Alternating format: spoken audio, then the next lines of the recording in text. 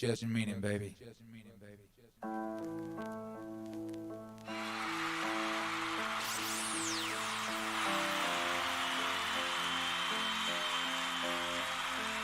Akira.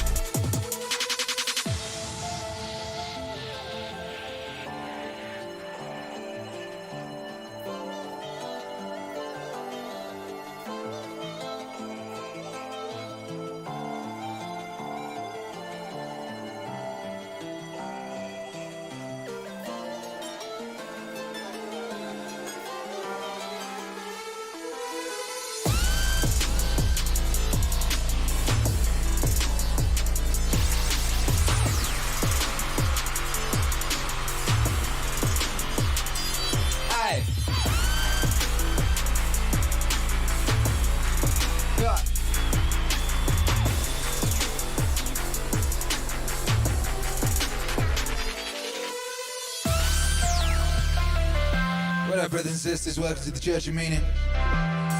Welcome one and all to the Church of Meaning. What a beautiful feeling. Raise your hands to the ceiling and say hallelujah! Ow! What up, you beautiful creatures? How are you all doing tonight? Welcome to the MAZ. Welcome to the Church of Meaning, baby. And tonight we're here to answer one important question.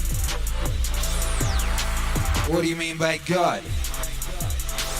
What do you mean by God? What does God mean to you?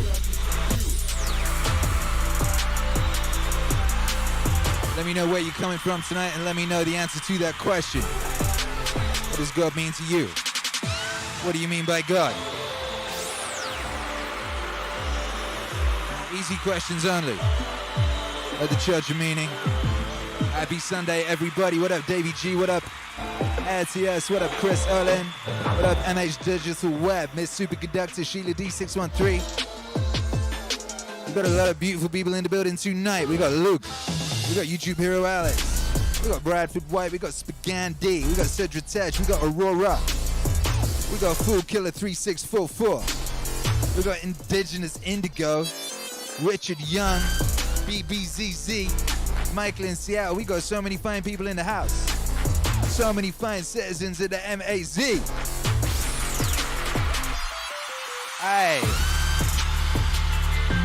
Just Lynch in New Jersey's here. We got Flash L Road coming in from Oregon. We got Richard Cameron saying woot woot. We got Calais in sunny South Korea, baby. What up? Shouts out to South Korea.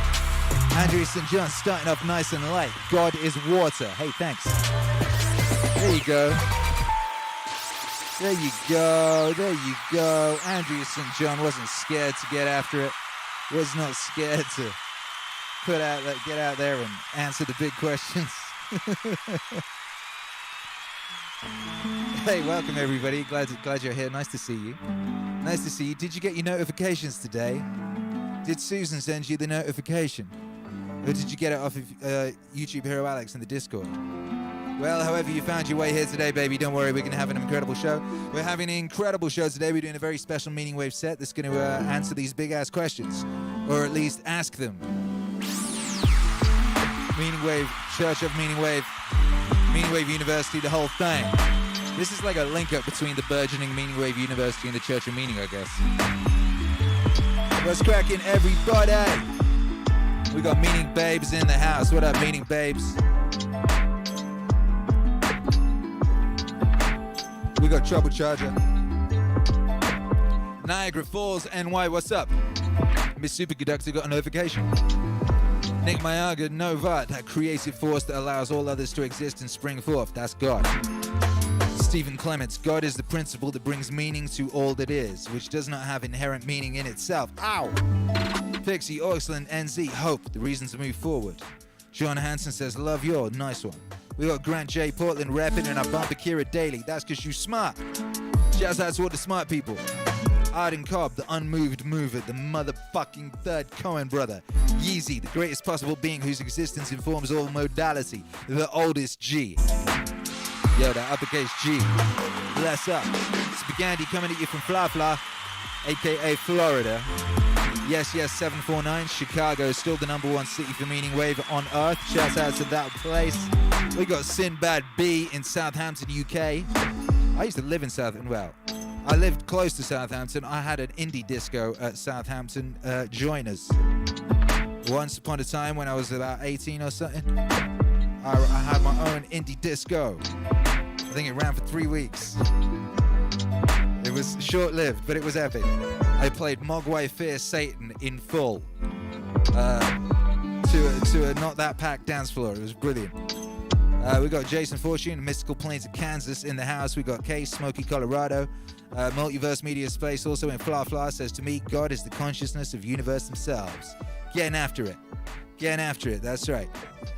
We got Caroline H in Caliente, California. What up, Caroline H? We get Andre St. John, when shit is hard, that's God. Roberto Sanchez says, God is the I am. Sinbad B says, yes, Akira. What's up, baby? We got Chris Erlin in Rochester, NY. Yo, Flasher Road says, the Hindu, therefore, is saying everybody is good. That's what Alan Watts says. Crafty Craft, I successfully moved to Texas this weekend, following in the footsteps of the great ATD. God bless America. Yeah. Hey, what's cracking? That's epic. Whereabouts did you move to? Wait a minute, some people moved in next door. Was that you? Did you just move in next door? Is that you? Right, that'd be funny, huh? That'd be hilarious. Oh my goodness. Full Killer 3644, South Carolina. God is recognizable but unknowable. Based. Stephen Clements, God is the principle that brings meaning to all that is, which does not have inherent meaning in itself. I read that already. That's because it was important to read. Yes, it was. We got Alex Swanson in the Skagit Valley, Washington, the Godhead. Yo. Richard Cameron's in the building, says it's raining in Taupo, New Zealand. That doesn't stop it from being a beautiful day. Some might say it adds to it, baby. The sound of the rain needs no translation. Yes. We got Queensland, Australia in the house. Andrew Pullman's in the house. Dan Frank's in the house, 5,280 feet high. God is me. Get after it, baby. Alex Swanson. We got Matt Carter in the house. We got YouTube Hero Alex in the house. What does YouTube Hero Alex say? What does he have to add to the conversation? He says, smash that like, share that stream, link on the socials. Yes! That's what God would say. Hey, Crafty Craft, Midland, Texas. Sadly not close to Dripping Springs, but I will be at the first gig you do when the world opens up. Yeah, exactly. Yeah, exactly. Can't wait to see you there, baby. Flashes in the house. Looting chicken shops. I'm getting after it. Glenn Dents. Super Waves. You know, I got an Uber today. Yeah, we went for dinner. It was very nice. We very rarely do anything like that, but we did. We went and got dinner. And we got an Uber to get there, you know, because we still ain't got cars out here in Texas. That driver, it just like launches into talking about how Joe Rogan's moving to Texas. I thought, how serendipitous, I thought to myself. Just thinking, you know, I didn't say anything. I just thought, how strange and serendipitous. That guy just followed me on Twitter. I just made an album with that guy. I didn't say nothing. I thought, is this a simulation, or is he a robot, or is he an angel? Is this an angel driving my Uber? Sent by Baby Jesus and Johnny Cash, just to let me know everything's cool and just to keep on moving, baby. Just to keep working hard, and everything's gonna be okay. Probably that. Yeah. BBZZ says God is the I am. Matt Carter says Rogan album is legit ski. I I know, right? It's legit ski. That's a very good way of putting it. Legit ski. Yo, I gotta tell you, this new album I'm working on, oh my goodness. Oh my goodness, oh my goodness. I was working on a track of it today. It is so holy. It is so powerful. I disgust myself sometimes, you know? Like, oh my goodness. Glenn Dance in the house says, keep on grooving, yeah. Caroline H says, I love God and God loves me. I mean, that's true. That's true. Matt Carter says, new album, says Pitsy Cat. Yeah, new album. Yeah, you know we keep it moving, baby. We keep it, we keep it MOVING. And hey, I'll tell you what.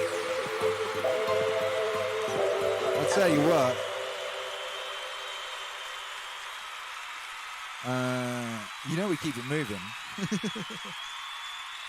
We keep it moving, and yeah, there's a new album, and I think I'll have it finished this week. It's about 75% done. I've been making I did an incredible large amount of work on it last week, which was impressive, considering I was ill, and then I broke my neck, you know. The first song I made last week was this. It was just like a little exercise. It was just a little exercise, you know, and it came out real nice, so it's coming out on Spotify this Friday. It wasn't made for any reason at all other than just to make something, you know? Why would anyone do drugs when they could just mow a lawn? Hey.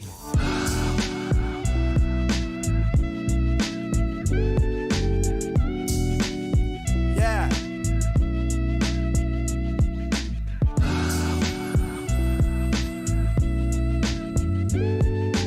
Why would anyone do drugs when they could just mow a lawn?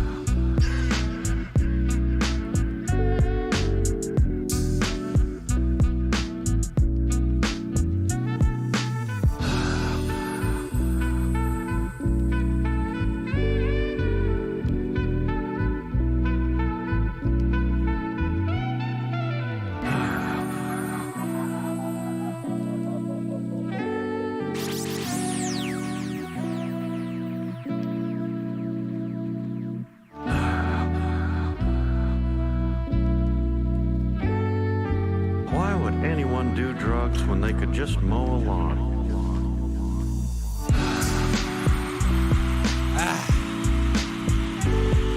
You know what happened?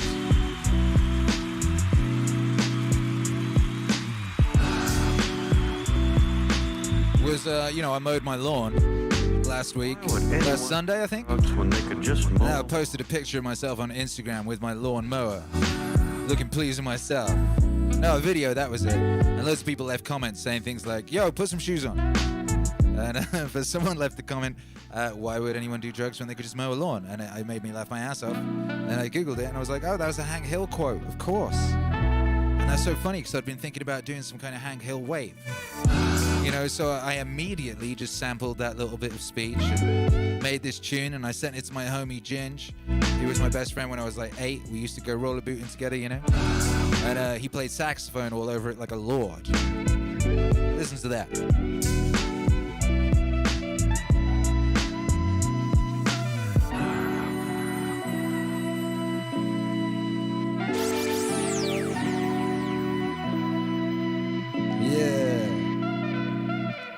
Andy says mowing the lawn doesn't let you see the cosmic circus. Oh, I beg to differ. Why would anyone do drugs when they could just mow a lawn? Yeah. Why, huh? Why? Yeah, that's a good question. But anyway, that was a nice little exercise, and it came out nice, and that's going to be on Spotify on Friday. So there. And then we're moving into new album territories. Ooh, because we keep it moving. We keep it moving. Yes, we do. Yes, we do. John Hansen says, homie sax rocks. That's right. Homie sax. Homie sax. I got my, speaking of my lawn, if anyone, you all saw my stories today, I got a water distribution device. You know, a water distribution device to help me Get my lawn all nice. Everyone's got these messed up lawns around here, right? Because Texas be hot and it be baking the lawns, but I ain't going out like that. No. I'm gonna have me a beautiful lawn. I ain't gonna have no like half-burnt lawn. No. So I got a water distribution device that attaches to the hose. It's very magical, and then it creates giant sheets and arcs of water. You know, and distributes that water across one's lawn. You know, it's very nice. So I got that rocking. So you watch, baby. I'm gonna get me a nice green lawn. And actually, the activities I've done this week have already led to some new green on my lawn appearing. By the way, out of the desert-looking ass bits, some little green shoots have been popping up. You know, life wants to live, baby. All life wants to do is to you know, live. Hey, Michael Tapia says, we don't have lawns here in the desert. We got dirt and rocks and desert plants. Shouts out to all of them. Matt Carter says, Home Depot is your first base. You already know, baby. Home Depot, that's Mecca. That's Meaningwave Mecca. Hey, Chris says, rocking that sprinkler. You can play in the water too. This thing is beyond a sprinkler, baby. This is like a level up from a sprinkler, you know? Sprinkler just be like, you know, shooting in every direction, whichever way, with no, you know, no grand design or purpose.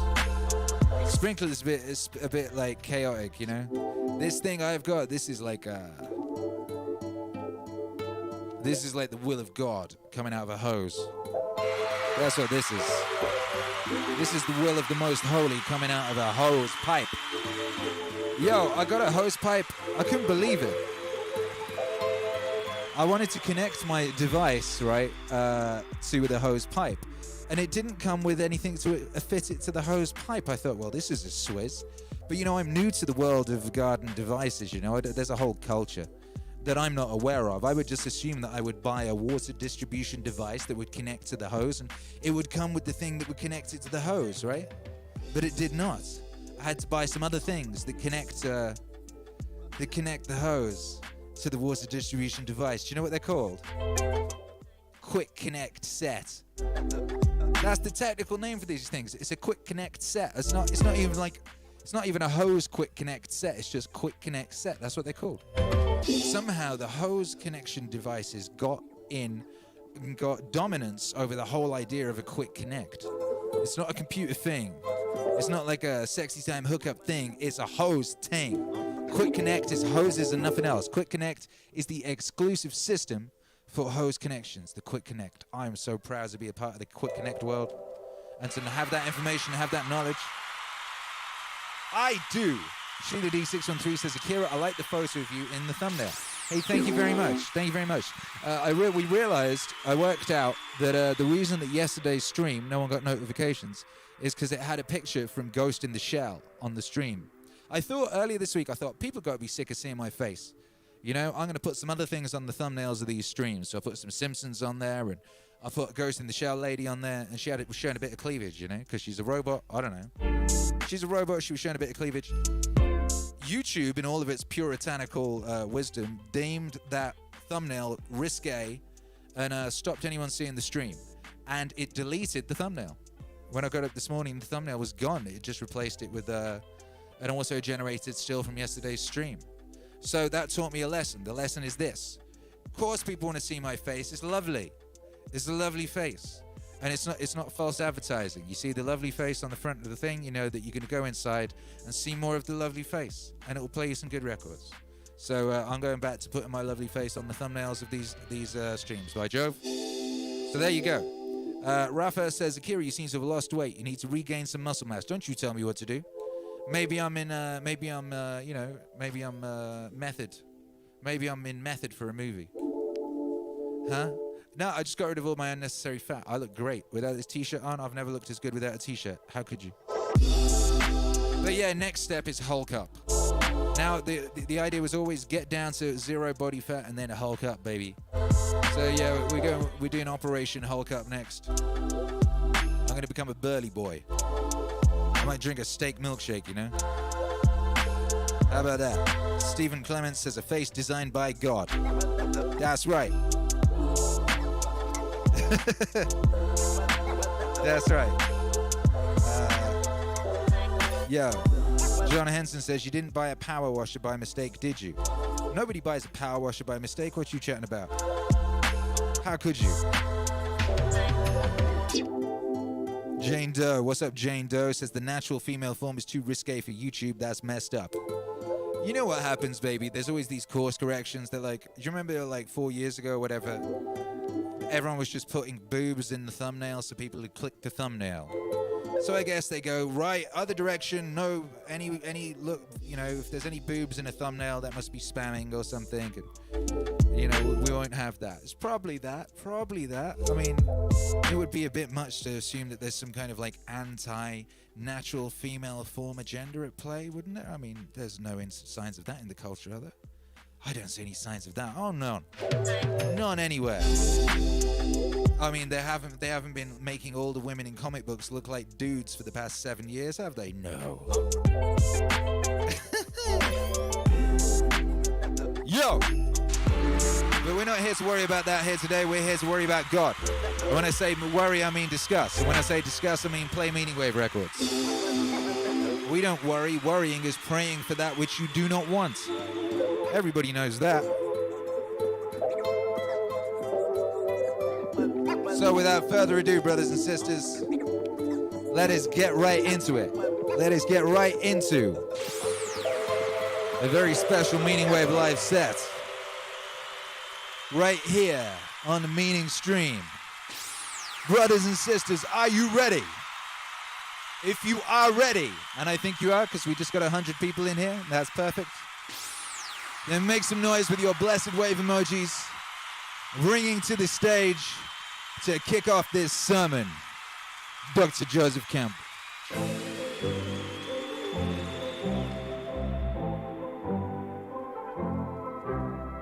Akira.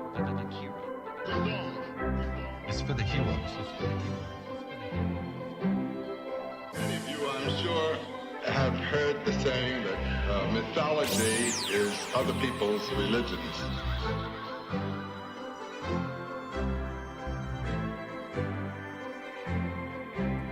Now I'm going to ask you to put yourself in other people's shoes and have a look at your own as mythologies. Hey. As mythologies. What is this mystery that makes the human species bow before some sign of mystery? What is this mystery that makes the human species bow before some sign of mystery? Nietzsche has said, this is the age of comparison. It works on all levels. And in the realm of what I'm calling mythology, which many people call religions, there are cross-influences operating today that would have been thought impossible 100 years ago. Furthermore, it's good to recall, to remember, that our cultures and our races are very, very late arrivals in the history of the human species. And we already have very interesting evidence of religious or mythological practices in races long antedating ours.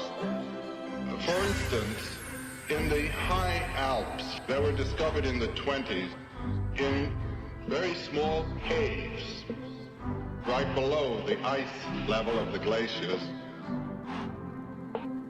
little shrines containing the skulls of cave bears.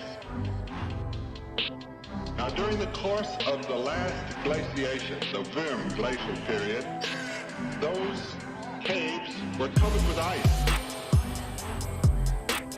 No one could have gone there. And after the time of that glaciation, there were no cave bears in the world.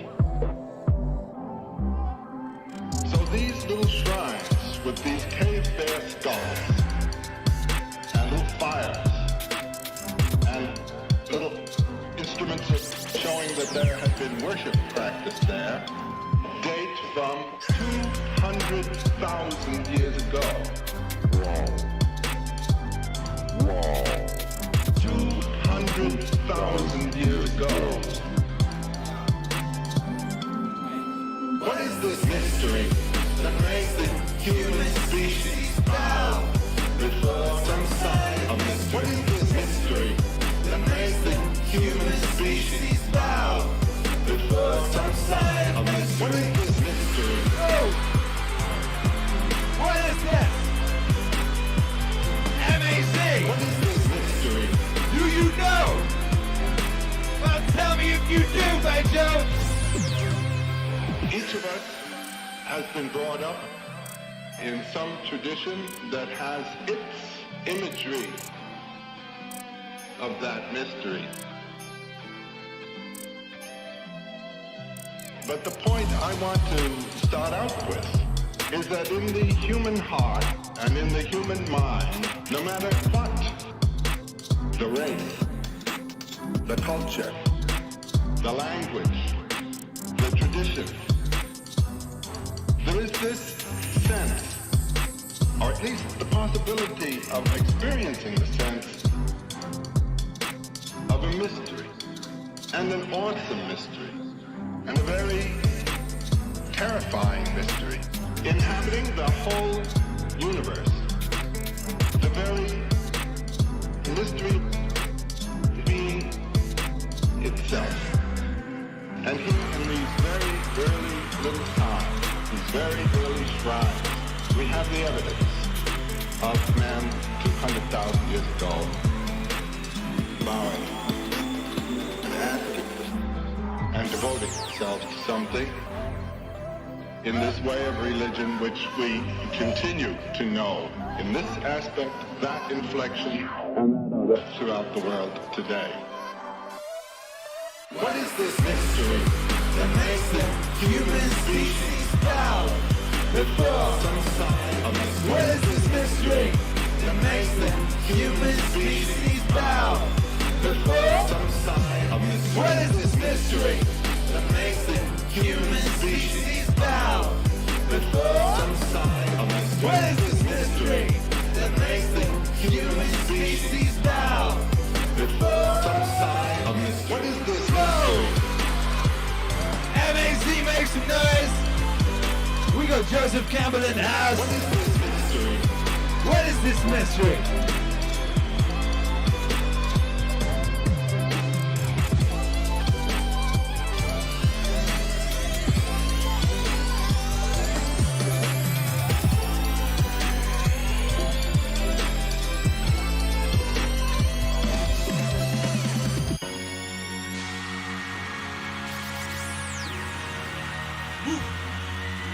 Alright, let's bring up Alan Watts. We got Alan Watts in the house. Make some noise for Alan Watts, brothers and sisters. I wonder what you would do if you had the power to dream any dream you wanted to. I wonder what you would do if you had the power to dream any dream you wanted to.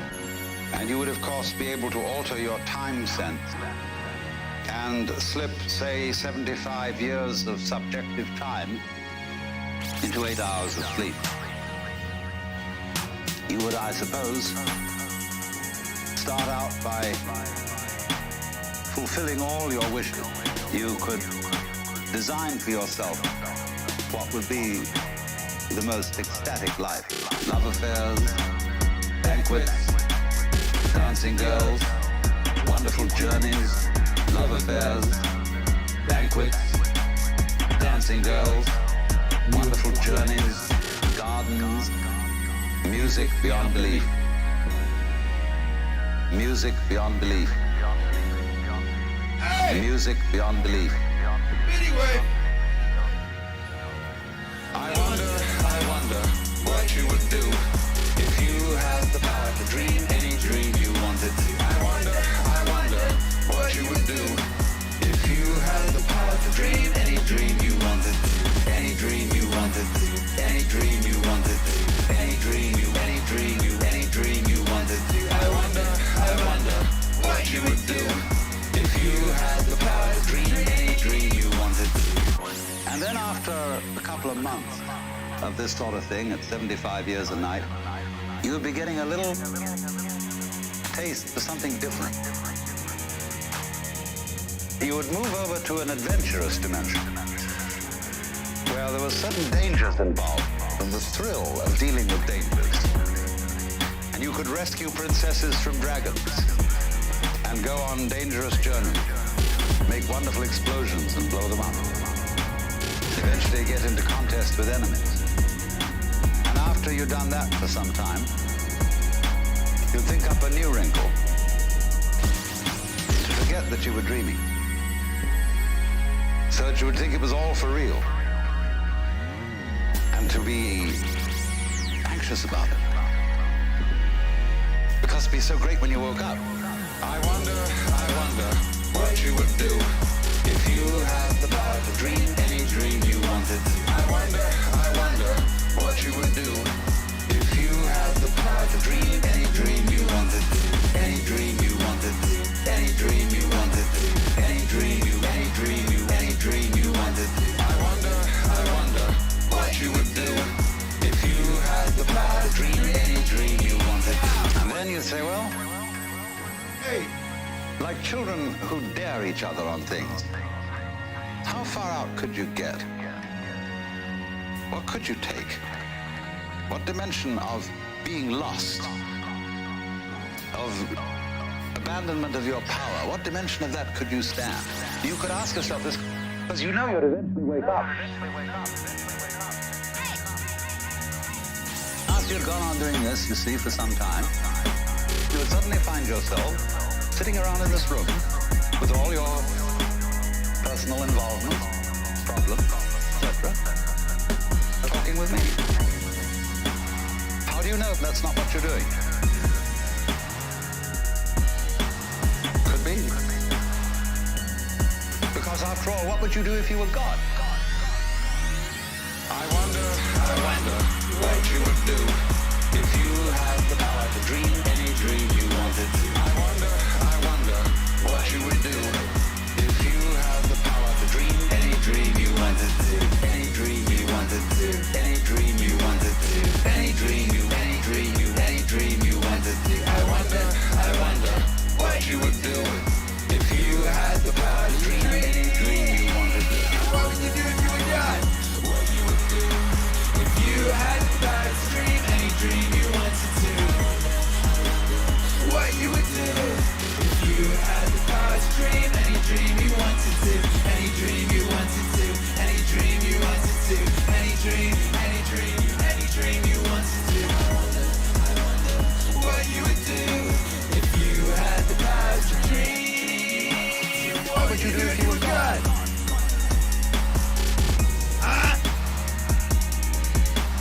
What would you do if you were God?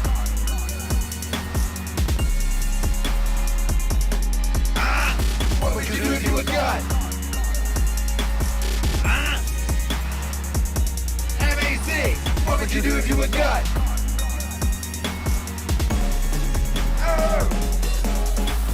What would you do if you were God?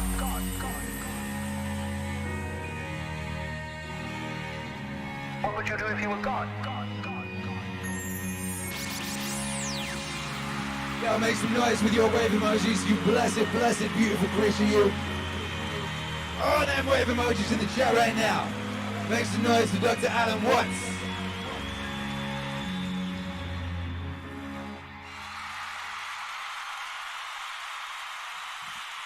And to continue that line of thinking further, let's bring up Dr. Jordan B. Peterson. Make some noise.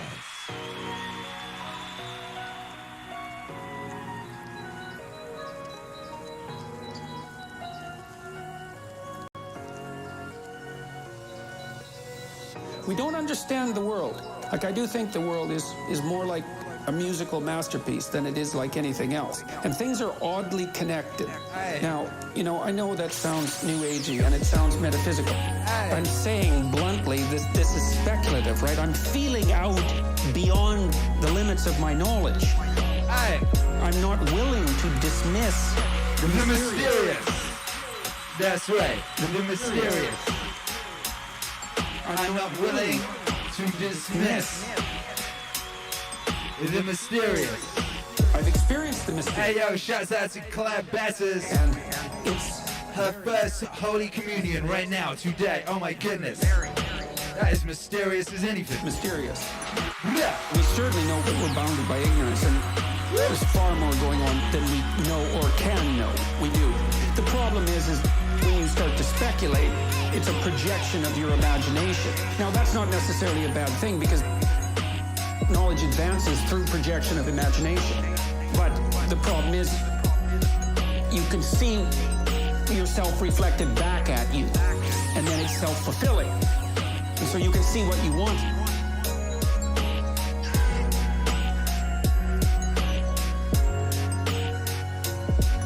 The mysterious. The mysterious. I'm not willing to dismiss Mr. Cecil, the mysterious. I've experienced the mysterious in a variety of different ways. Stephen Clements, It's very mysterious. Benjamin Gunn, very Sidney Bailey, Melinda mysterious. The most ancient ideas we have about the nature of reality are predicated on a certain presupposition. And the presupposition is this. There's two fundamental modes of being that characterize reality. One is the absolute. And absolute is the sum total of everything. So if you think about things in their most unbounded possible form, if you think of things in their infinite number of potential variations, you can think about that as one pole of reality. It appears classically that people have regarded their encounters with the absolute, which is all those multiple levels of being that are beyond your perceptual capacity, as equivalent to an encounter with God. The mysterious. The mysterious. I'm not willing to dismiss the mysterious. I've experienced the mysterious in a variety of different ways. It's very mysterious. Very mysterious.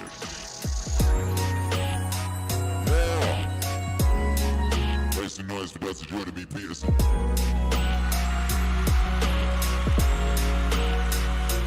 Shouts out to Clyde Barnes. Getting the mystery of the Eucharist blessing. That's right. Shouts out to everybody locked in. What up, says Style Counselor? Thanks to the gods. Plus we kangaroos, let's big up to the gods all day long, baby.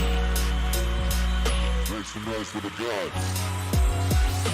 Everybody locked in live right now, make some noise for the gods.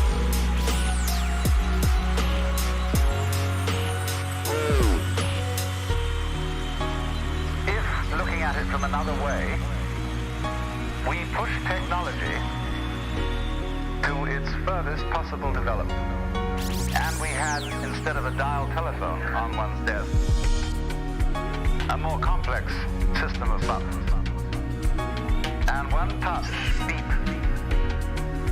would give you anything you want. Aladdin's lamp. You would eventually have to introduce a button labeled surprise. Surprise. Surprise. Perfect. Because all perfectly known futures, as I pointed out, are past. They have happened. Virtually. It is only the true future is a surprise. It is only the true future is a surprise.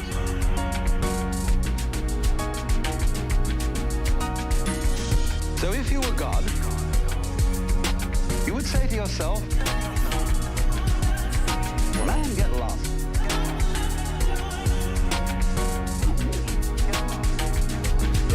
And it's strange that this idea is obscurely embedded in the Christian tradition, when in the Epistle to the Philippians, St. Paul speaks of God the Son, the Logos, the Word of God, who is incarnate in Christ, and says, Let this mind be in you, which was also in Christ Jesus, who, being in the form of God, thought not equality with God a thing to be clung to, but made himself of no reputation, and humbled himself, and was found in fashion as a man, and became obedient to death. Same idea. Same idea as the idea of the dream. That very far-out dream. Same idea as the idea of the dream. That very far-out dream. Same idea as the idea of the dream. That very far-out dream. Same idea as the idea of the dream. Getting as extreme as you can get.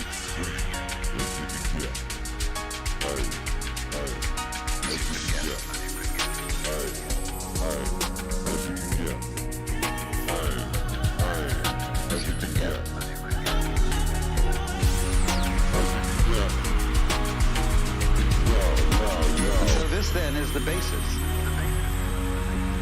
of the Hindu view of the universe and of man. The Hindu looks upon the universe as a drama. The Westerner, of course, looks upon the universe as a construct, as something made.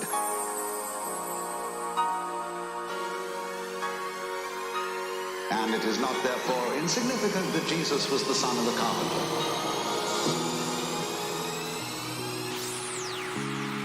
Who is sitting here right now today? This is the real me, obviously. I'm a very philosophical person, and I'm gonna go there with you real quick. I believe in a higher power. Don't know the name, don't know where it's coming from, don't know anything like that. Yeah, make some noise for that higher power, baby. This power, and visualize it real quick. Let's say it's a man up there, or a woman, whatever, and they have a chart. And when you're born, they say David Goggins. Born February 17, 1975 at 6 a.m. They write the chart down because they can see everything. They know exactly where you're fucking supposed to be. They know where you're supposed to be. You die, you go to so-called heaven. You arrive at heaven, I'm 300 pounds. I retired as an Ecolab guy, which is okay, it's just a job, whatever. I go up there and God looks at me and he shows me my chart. And my chart on there says you were supposed to be a Navy SEAL. You're supposed to weigh 185 pounds. You're supposed to be one of the smartest people on the planet, this, all this. You see this. And now you're in heaven, you made it to heaven, but you're like, God, I was supposed to live that life. I was supposed to live that life. And then you find out that the reason why, because we all think that if we pray on it, if we do this, if we do that, whatever, if we don't work, whatever, it's gonna magically happen for us. No. I believe that when I'm all said and done with, my whole job is to outwork the chart. Whatever the fucking chart says about me, the all-knowing power up there, I want to get up there and look at me and say, I know everything. I didn't fucking see this. I didn't fucking see this. I want to feel that. I know everything. I didn't fucking see this. I didn't fucking see this. I want to feel that. I want to get to the other end of this fucking world, and however I'm being judged, whoever's judging me, to look at me and say, I did not fucking know. I had you at 185, I had you at this, but all this other shit, I was riding as you were living it. I want to find more. All I can. And in that fucking sack of shit, you have to dive in that to find more. Because if you're not willing to go in there and face yourself, you're not gonna find anything. You're gonna live right here on surface, man, right here on surface. So if there is an ending to this world, and there is somewhere to go, and there's a judgment, you're gonna get there and you might see a chart. And that chart might tell you who the fuck you should have been. And now you get the rest of your life to think about that. Man, I could have lived a much better life if I just would have just suffered a little bit more. Just would have went in that shit and realized I had so much more. But fear and the 40% living here versus living here being afraid. Stop me. So that's, I'm a big guy in visualizing. I'm a big guy in making a world, it may not exist. To me it does. To me it does. And I'm overpowering myself every day. And you gotta find tools to do that. That's the tool that I use. So that's what it's all about. I believe that when I'm all said and done with, my whole job is to outwork the chart. Whatever the fucking chart says about me, the all-knowing power up there, I want to get up there and him look at me and say, I know everything. I didn't fucking see this. I didn't fucking see this. I want to feel that. I know everything.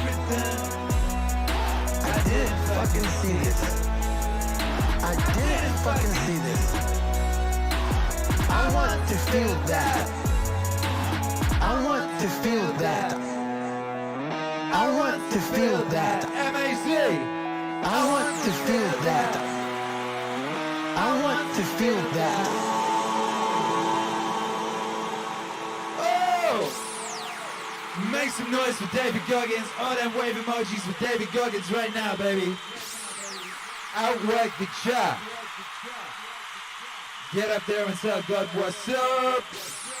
What's up, baby? BBZZ. Welcome to level 1. Shouts out to everybody locked in. Shouts out to everyone inquiring after my neck. My neck still hurts. That's why I ain't moving it so much. You know, it's not moving my body. Yeah, thank you. Thank you, God, for this beautiful neck. Holds up my beautiful head. Grateful to the gods from the bottom of my neck. Don't want utopian comfort and certainty. They want adventure and chaos and uncertainty. Human beings don't want utopian comfort and certainty. They want adventure and chaos and uncertainty. Satan, in Milton's Paradise Lost, Satan decides that he can do without the transcendent. He can do without God, he can do without God, he can do without God. And that's why he foments rebellion. It's something like that. And the consequence of that was that as soon as Satan decided that what he knew was sufficient and that he could do without the transcendent, which you might think about as the domain outside of what you know, something like that, immediately he was in hell. Things get large, and then they get too large, and then they collapse. And so, in 2008, when the politicians said, too big to fail, they got something truly backwards. The statement was reversed. It should have been so big it had to fail. Human beings don't want utopian comfort and certainty. They want adventure and chaos and uncertainty.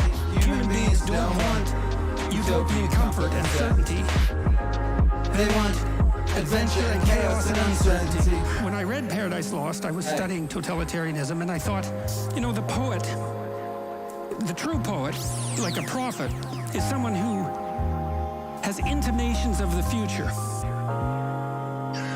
Has intimations of the future. And maybe that's because the poetic mind, the philosophical or prophetic mind, is a pattern detector, and there are people who can detect the underlying, it's like the melody of a nation. Melody as in song. The song of a nation. And to see how it's going to develop across the centuries. You see that in Nietzsche, because Nietzsche, for example, in around 1860 or so, I mean, he prophesied what was going to happen in the 20th century. He said specifically that the specter of communism would kill millions of people in the 20th century. It's amazing. Facts. Some people are very good at detecting patterns, you know, and Milton, I think, was of that sort. I think he had intimations of what was coming as human rationality became more and more powerful, and technology became more and more powerful. Human beings don't want utopian comfort and certainty. They want adventure and chaos and uncertainty. Human beings don't want utopian comfort and certainty. They want adventure and chaos and uncertainty. And then Milton's warning was the rational mind that generates a production and then worships it as if it's absolute immediately occupies hell. And that's what I think the story of the Tower of Babel is about. It's a warning against the expansion of a system until it encompasses everything. It's a warning against totalitarian presumption, and so there's a utopian kind of vision there as well, as we can build a structure that's so large and encompassing that it can replace heaven itself. And so that the very notion of a utopia was anti-human, because we're not built for static utopia. We're built for a dynamic situation where there's demands placed on us and where there's the optimal amount of uncertainty. Hey, human beings don't want utopian comfort and certainty. They want adventure and chaos and uncertainty. Human beings don't want utopian comfort and certainty. they want adventure and chaos and uncertainty. Human beings don't want, hey, utopian comfort and certainty. That's true. They want adventure and chaos and uncertainty. Human beings don't want utopian comfort and certainty. They want adventure and chaos and uncertainty. Make some noise for adventure. Make some noise for chaos. It's the ladder. And make noise for uncertainty, baby. And we got a lot of that. And we know just what to do with it, baby. And we know just what we're here for.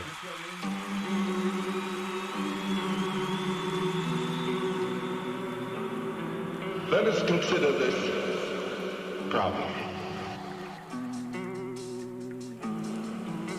The human eye opens at a rather late stage in the development of the individual.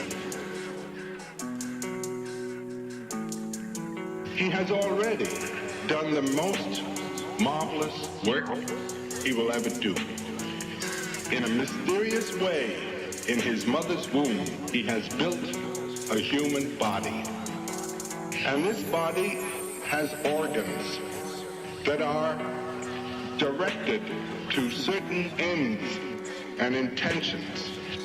And these were not the organs designed by reason, designed by consciousness. Right.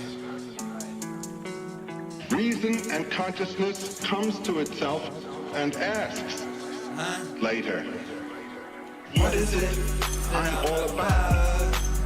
What is it I am here for? What is it I'm all about? What is it I am here for? Why is it I do this and that? Why is it I do this and that? What is it I'm all about? What is it I am here for? Furthermore, the coming of the eyes into the general biological picture is very late.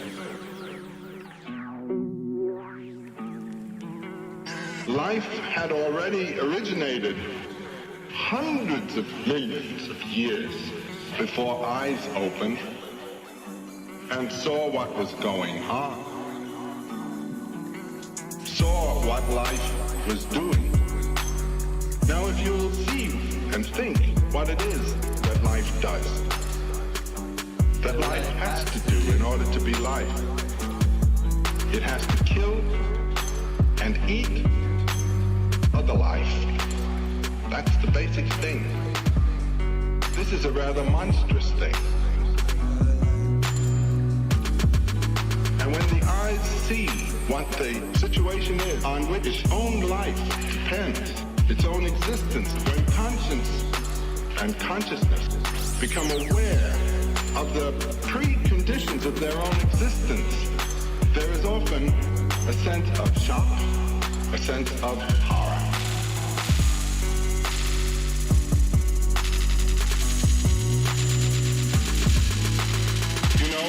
the basic word of Buddhism, all life is powerful. That's one way of recognizing this. There is also the feeling many have of guilt simply for being alive. This is, in a way, symbolized in the image of the fall in the garden. Life is monstrous. Life is monstrous. What is it I'm all about? What is it I am here for?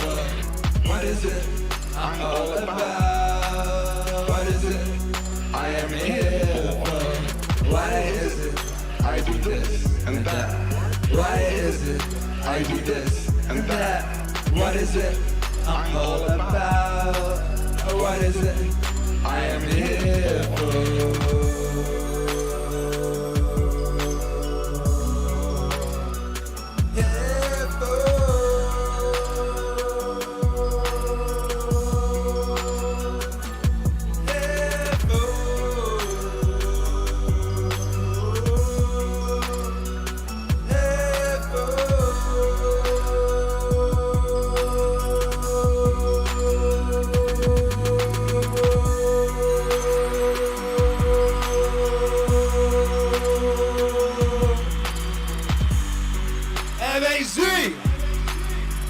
Make some noise for Joseph Campbell. And when I say make some noise, you know what I mean. If you're live in the chat right now, drop your wave emojis. You know how we do.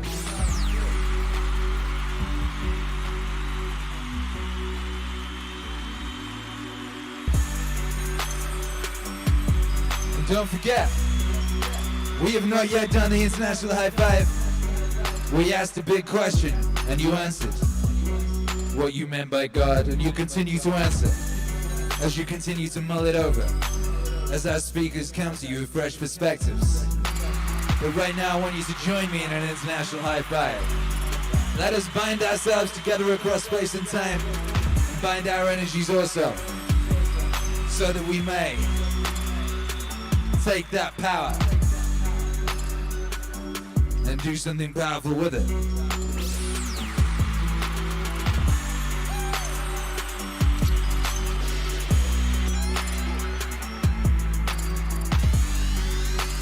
Three, 2, 1. High five!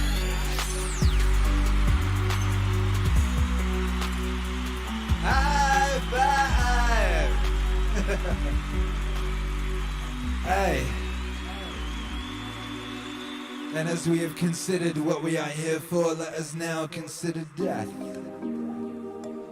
As the Stoics like to do, as Gary Vee likes to do. So this is a view of the world as a system of mutual exploitation and of maximal selfishness. Now, it's a very profitable view to explore. Everybody should do in their lifetime sometimes. Two things. One is to consider death.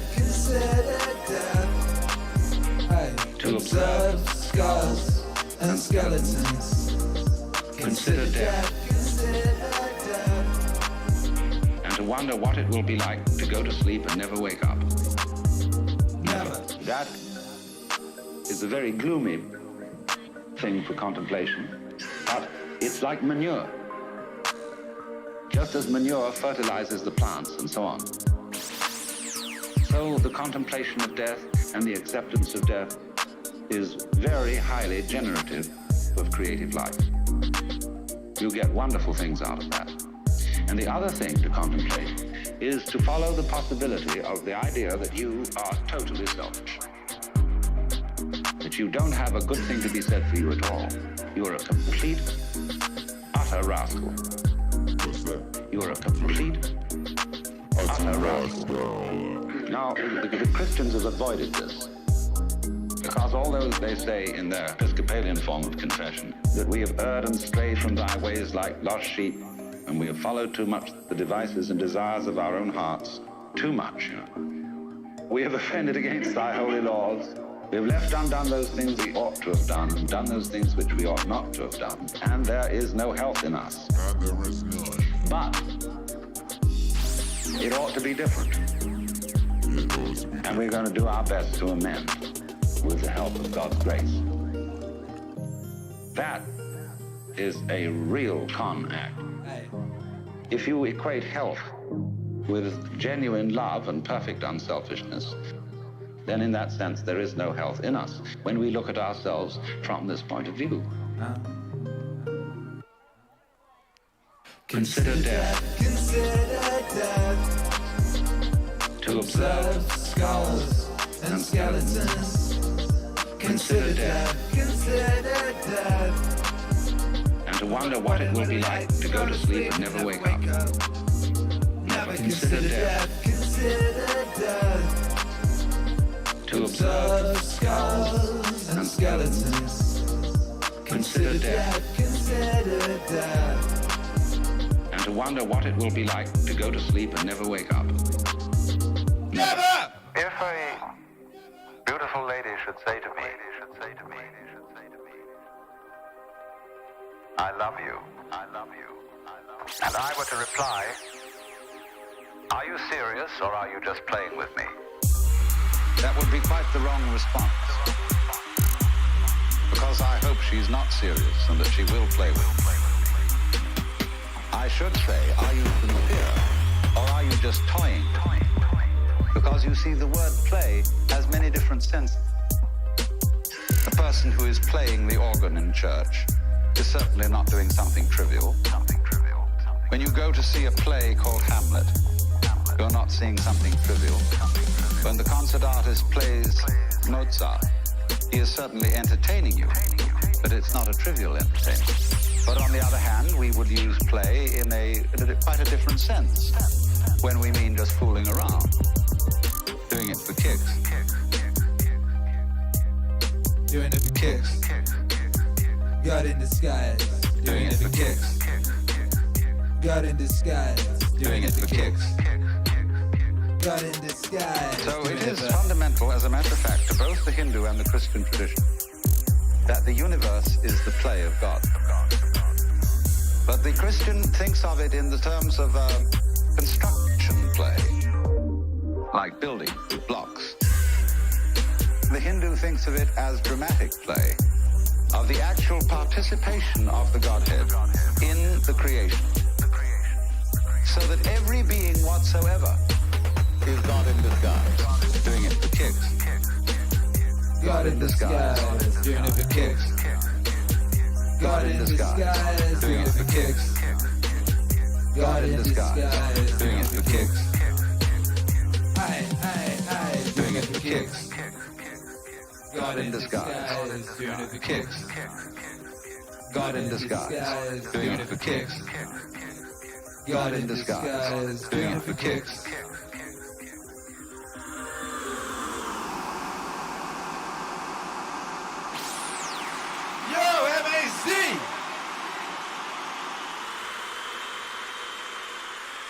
Make some noise.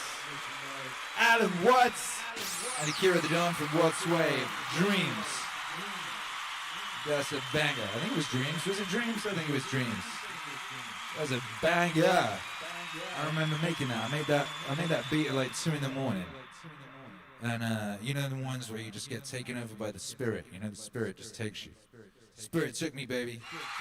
Spirit said this sub bass must be very loud. It is important. I said, okay.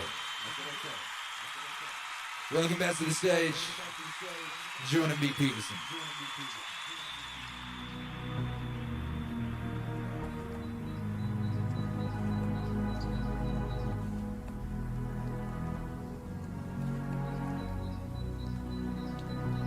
I think that you could get glimpses of heaven and glimpses of hell.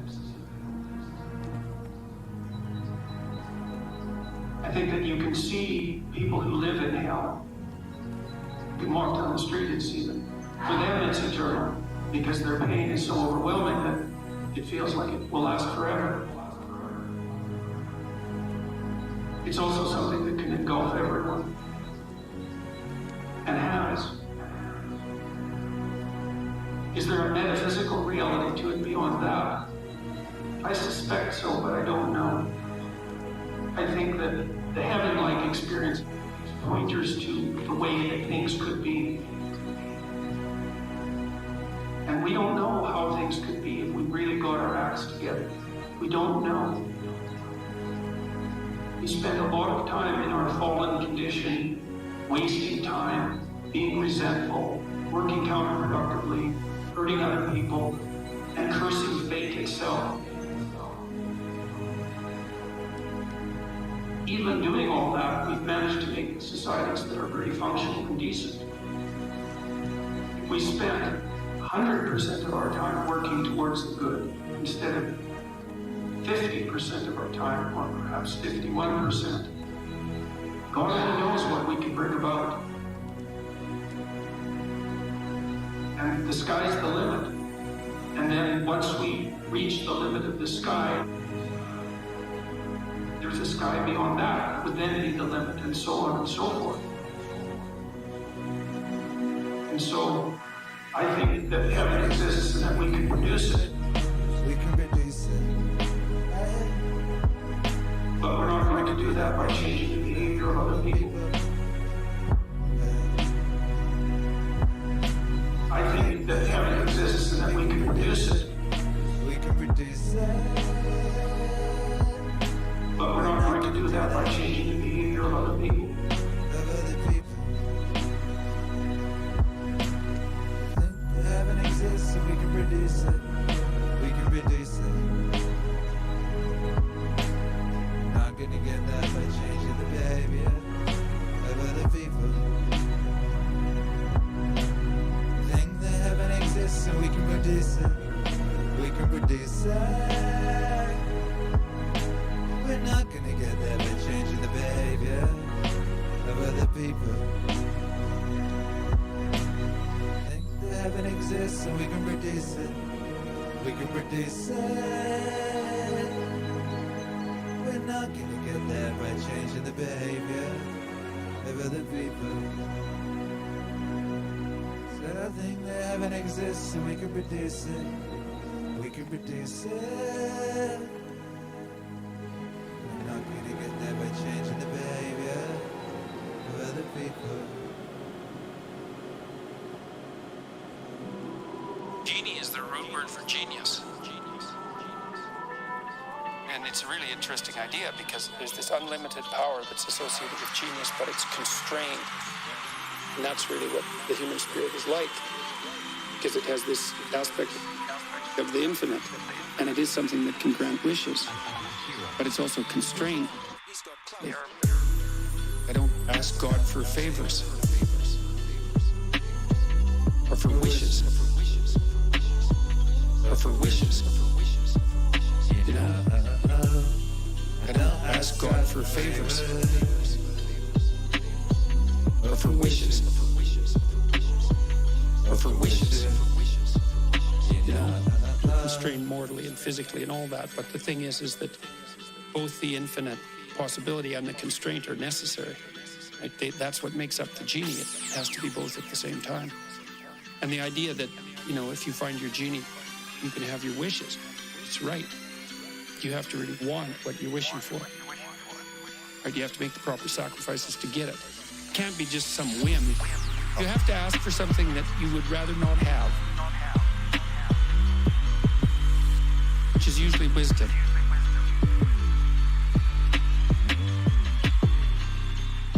Somebody asked me about prayer. They asked me if I prayed, and I thought, well, it depends on what you mean by that. Exactly. I don't ask God for favors or for wishes or for wishes. You know, I don't ask God for favors or for wishes or for wishes. You know, I do think that if you sit on the edge of your bed and you ask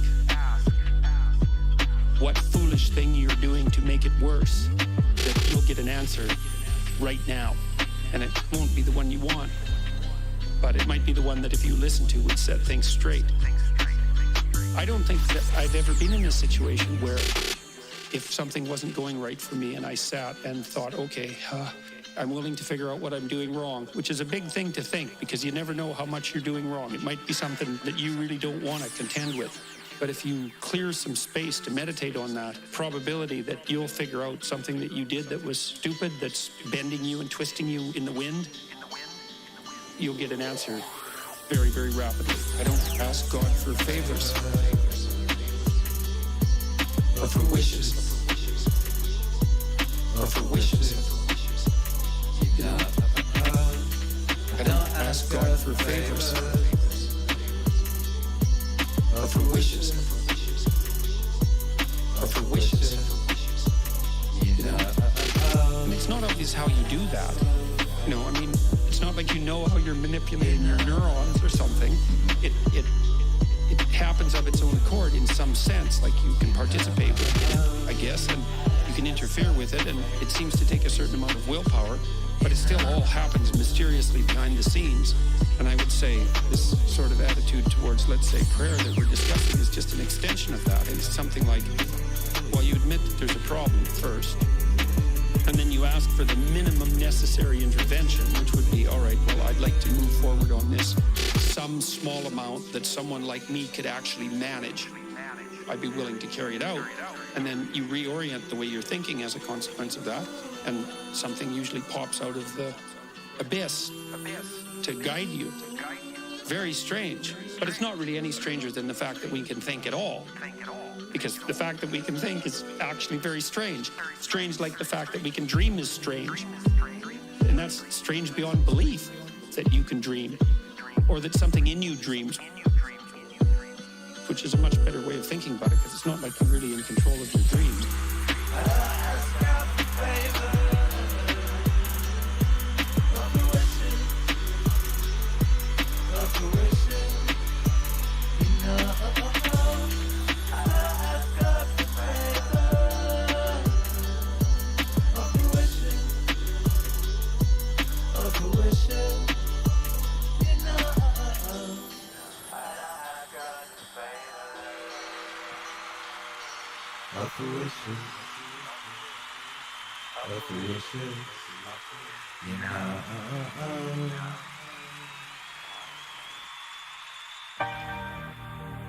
Hey!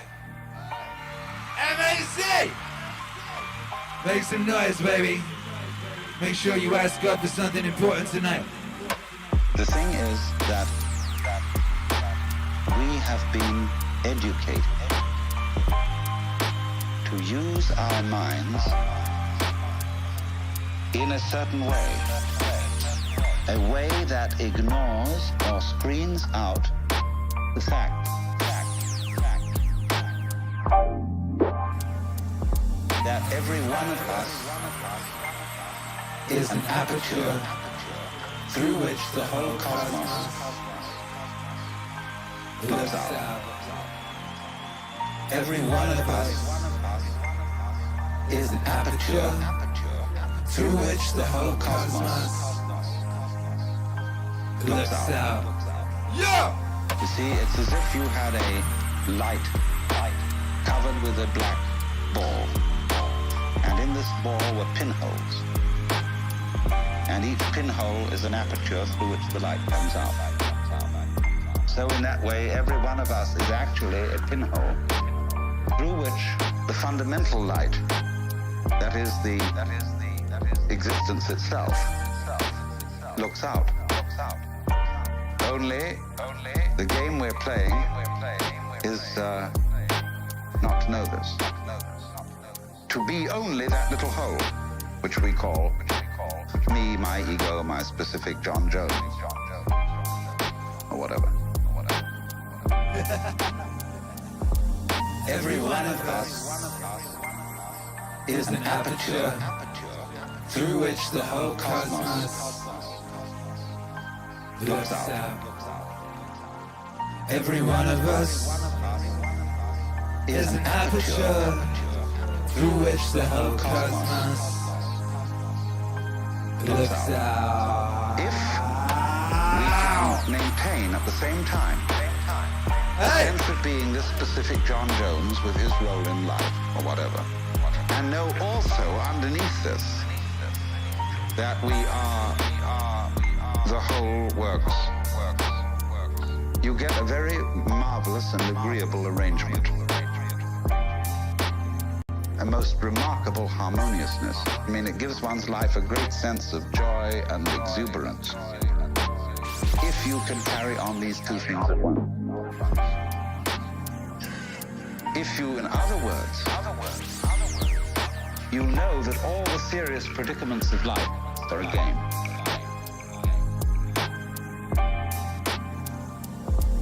Every one of us is an aperture through which the whole cosmos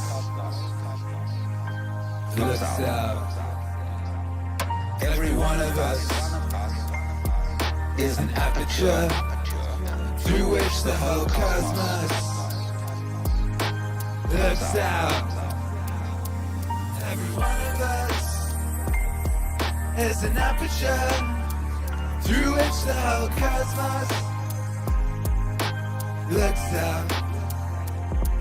Every one of us is an aperture through which the whole cosmos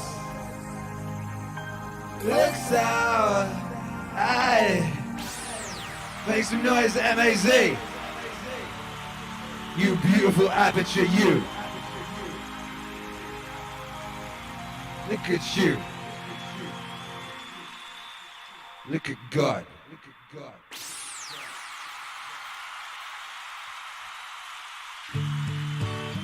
Hi. Hi. Yeah, this is one of my favorites, baby. I hope you dig it. Man, I wrote this with the ghost of Joseph Campbell one fine evening at the beginning of this year. I remember it well. Consciousness has other notions of how things ought to be. What virtue is, and so on, and so on, and so on.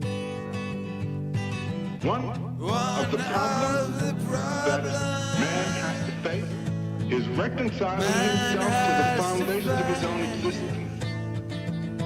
And this is the first function of mythology. This is the first function of mythology.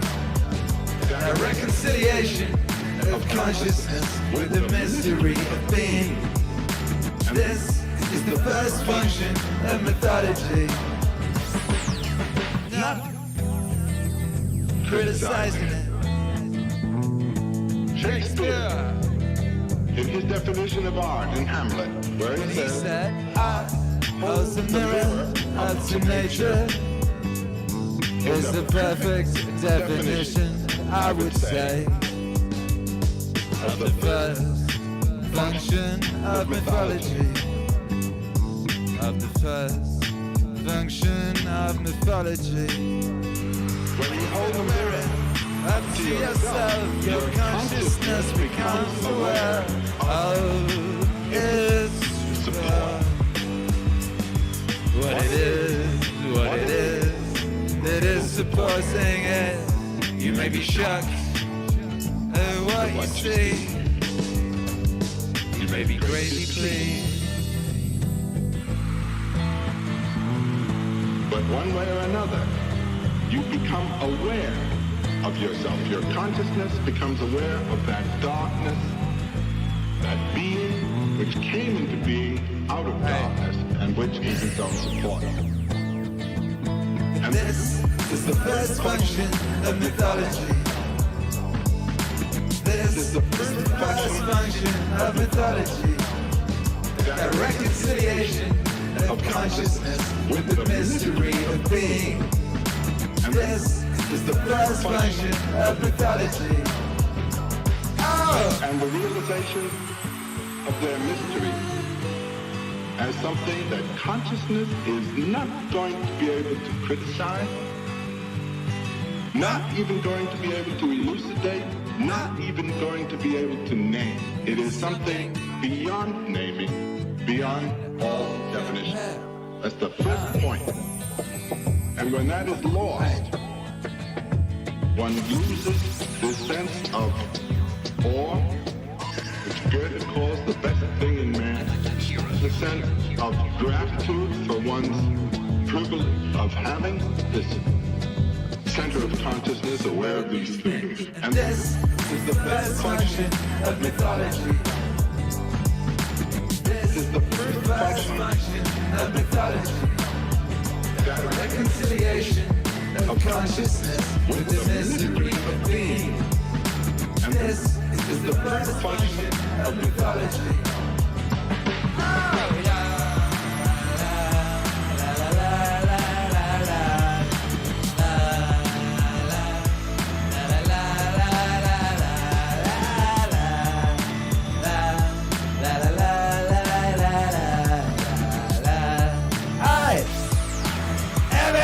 One more time.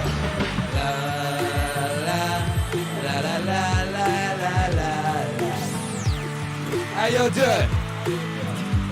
It's a beautiful day to be alive here at the big recorded human history. Welcome to the Church of Meaning. Raise your hands to the ceiling. What a beautiful feeling. Hallelujah! Joseph Campbell right there. Make some noise!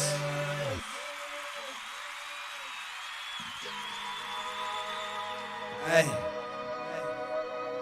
111 is free. One is free. One is free to live as a human being. The point I want to make is this. What? That all of these divine interpretations of local law, of local social orders, are simply cooked up. They're not true.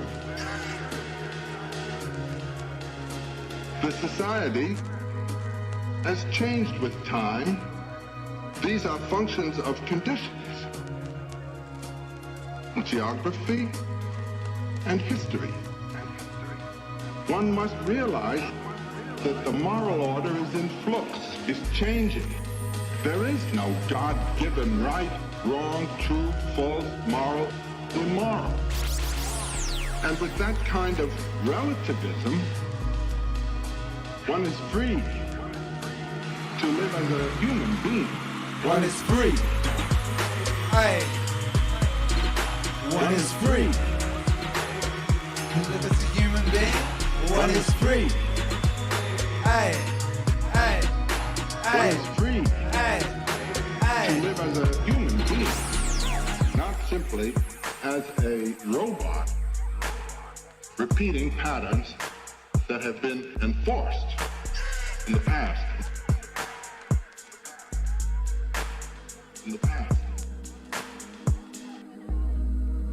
So we have a much more sophisticated idea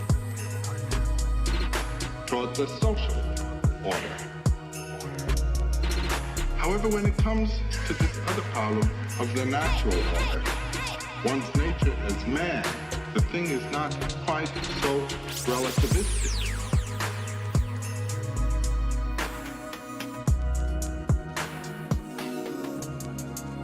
One is free. One is free. One is free. One is free. One is free to live as a human being. One is free. Hey. One is free. Hey. One is free. Hey. One is free to live as a human being. One is free. One is free to live as a human being. One is free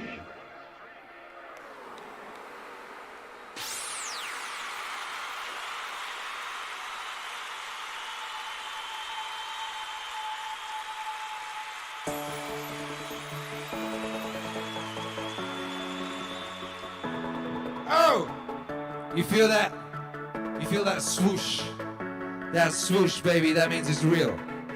This, I submit, is the freedom Hey, of real education. hey, Of learning how to be well-adjusted. You get to consciously decide. you get to consciously decide what has meaning, what doesn't. What has meaning, what doesn't. You get to consciously decide what has meaning, what has meaning, what has meaning, what has meaning, what has meaning, what has meaning, what has meaning, what has meaning, hey. You get to decide what to worship. Because here's something else that's weird but true. In the day-to-day trenches of adult life, there is actually no such thing as atheism. There is no such thing as not worshiping. Everybody worships. The only choice we get is what to worship. And a compelling reason for maybe choosing some sort of God or spiritual type thing to worship, be it JC or Allah, be it Yahweh or the Wiccan mother goddess, or the Four Noble Truths or some inviolable set of ethical principles, is that pretty much anything else you worship will eat you alive.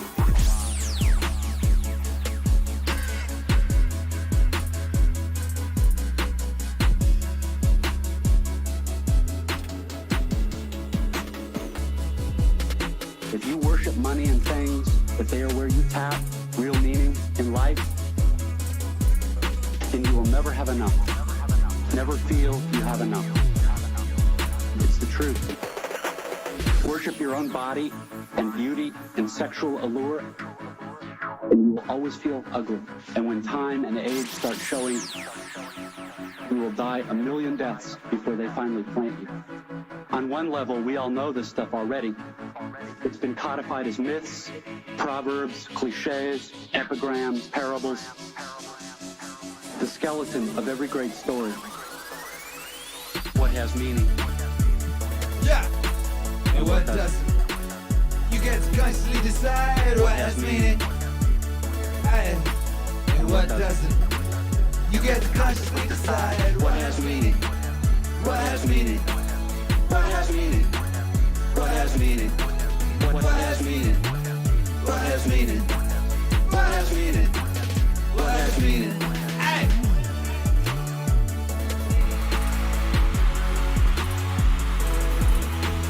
What has meaning? What has meaning? You get to consciously decide. The whole trick is keeping the truth up front in daily consciousness.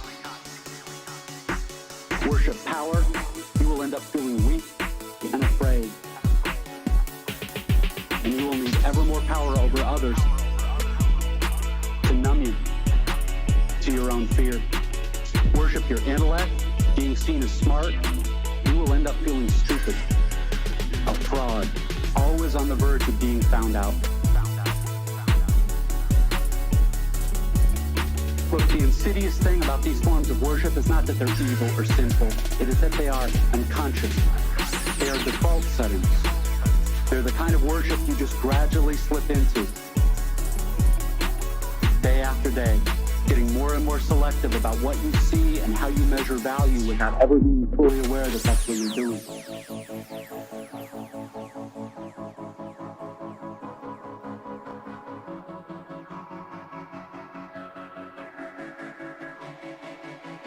And the so-called real world will not discourage you from operating on your default settings. Because the so-called real world of men and money and power comes merrily along on the fuel of fear and anger and frustration and craving and the worship itself.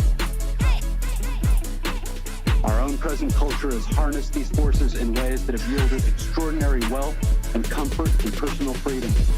The freedom all to be lords of our own tiny skull-sized kingdoms, alone at the center of all creation. This kind of freedom has much to recommend it. But of course, there are all different kinds of freedom.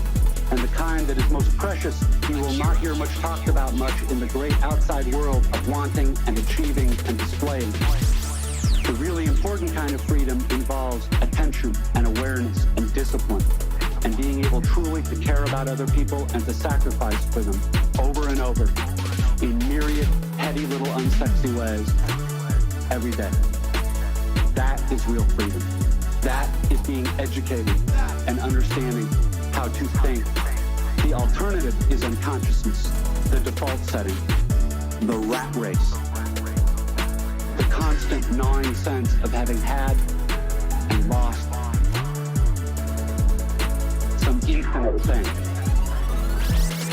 I know that this stuff probably doesn't sound fun and breezy or grandly inspirational the way a commencement speech is supposed to sound. What it is, as far as I can see, is the capital T truth with a whole lot of rhetorical niceties stripped away. You are, of course, free to think of it whatever you wish. But please don't just dismiss it as some finger-wagging Dr. Laura sermon. None of this stuff is really about morality or religion or dogma or big fancy questions of life after death. The capital T truth is about life before death. It is about the real value of a real education, which has almost nothing to do with knowledge and everything to do with simple awareness. Awareness of what is so real and essential, so hidden in plain sight all around us all the time, that we have to keep reminding ourselves over and over, this is water.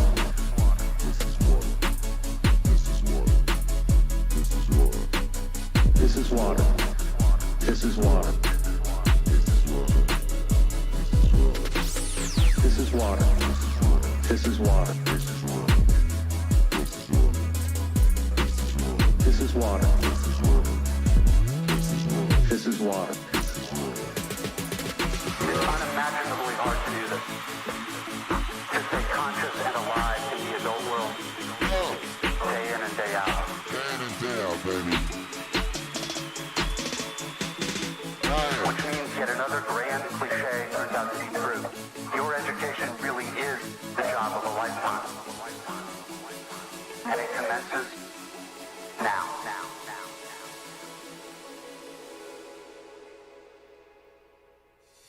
What has meaning? And what doesn't? What has meaning? And what doesn't? You get to consciously decide what has meaning. What has meaning? What has meaning? What has meaning? What has meaning? What has meaning? What has meaning? What has meaning? What has meaning? What has meaning? What has meaning? What has meaning? What has meaning? What has meaning? What has meaning? What has meaning? Hey! Way more than luck. Hey! I wish you way more than luck. Yeah. I wish you way more than luck.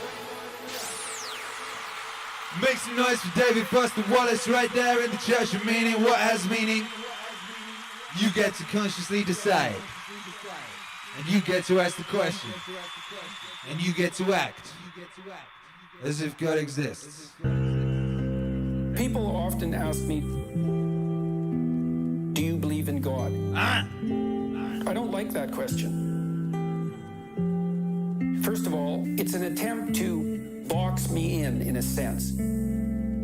And the reason that it's an attempt to box me in is because the question is asked so that I can be firmly placed on one side of a binary argument. The reason I don't like to answer it is because A, I don't like to be boxed in, and B, because I don't know what the person means by believe or God. And they think they know. And the probability that they construe belief and construe God the same way I do is virtually zero. It's a question that doesn't work for me on multiple levels of analysis, but strangely enough, just as we were talking, the answer to that question popped into my head. I act as if God exists.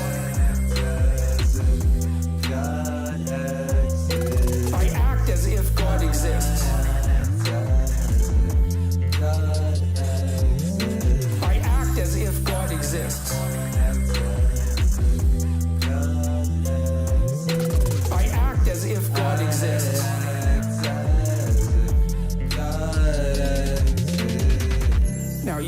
decide for yourself whether that means that I believe in him, so to speak. But I act as if he exists. Then with regards to these other issues, the divinity of Christ, I would say the same. Problems with the question formulation of Cain. What do you mean by divine? And also, what do you mean by Christ? These are very, very difficult questions. Now, I believe that the Logos is divine. If by divine you mean of ultimate value, of ultimate transcendent value, yes. It's divine. It's associated with death and rebirth. I act as if God exists because the Logos dismantles you and rebuilds you. I act as if God exists. That's what happens when you make an error. When you make an error, some part of you has to go. I act as if God exists. That's a sacrifice. You have to let it go. Sometimes it's a big part of you. I act as if God exists. Sometimes it can be such a big part of you that you actually die.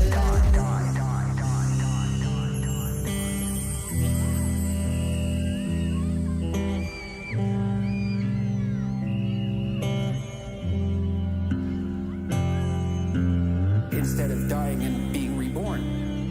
Is there something more than merely metaphorical about the idea of dying and being reborn?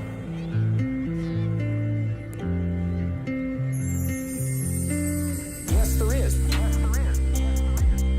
Because those are associated with physiological transformations. What's the ultimate extent of that? That's a good question. What happens to the world around you as you increasingly embody the Logos? We don't know. We don't know. I act as if God exists. I act as if God exists. I act as if God exists. I act as if God exists.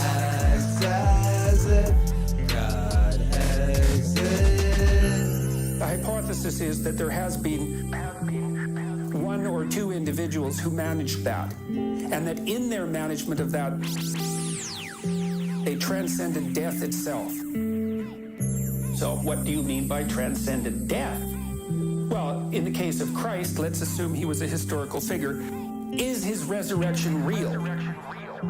Well, his spirit lives on. That's certainly the case. Let's imagine that a spirit is a pattern of being. Patterns can be transmitted across multiple substrates. Vinyl, air, vibrations in your ear. It's all the translation of what you might describe as a spirit. It's that pattern. It's independent of its material substrate. Well, Christ's spirit lives on. It's had a massive effect across time. Well, is that an answer to the question?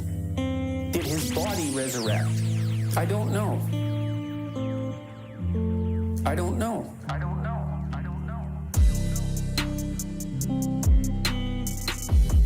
I don't know what happens to a person if they bring themselves completely into alignment. I've had intimations of what that might mean.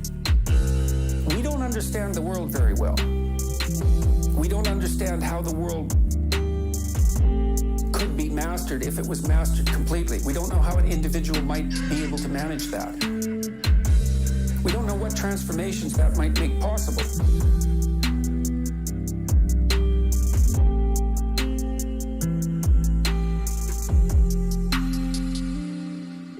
I act as if God exists. I act as if God exists. I act as if God exists. I act as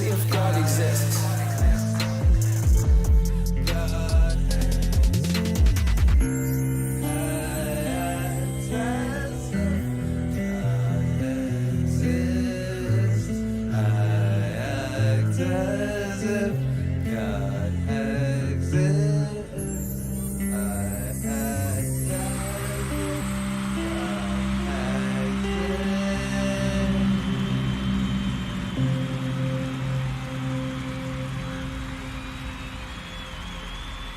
Yeah. Make some noise for Jordan B. Peterson, brothers and sisters. Flood that chat right now. And welcome back, JC. All of the high cultures and low cultures, primitive cultures and charming, simple cultures, great, big, enormous ones, have grown out of myth.